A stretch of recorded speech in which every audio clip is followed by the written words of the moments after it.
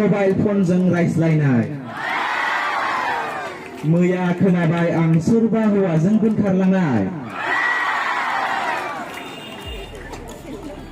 जौ लोंना सेंग्राफोरनि बाइक साब्रेनाय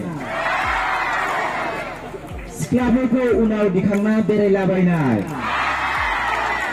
मा नायनो सोरनि फाव फेसन मेगन आलौलायनाय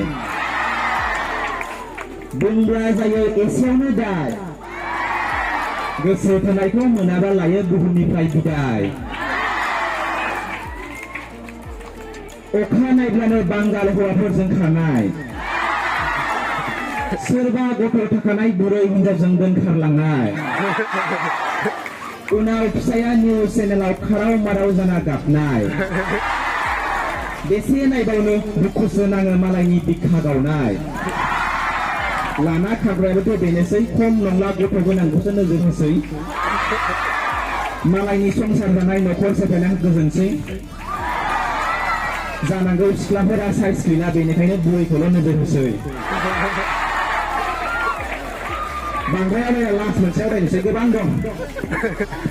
मेब्लाया थाखो 10 फरायनाय फरायसा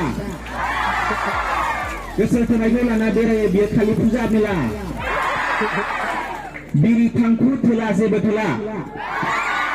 लिरनाय फरायनाय जेबो गैला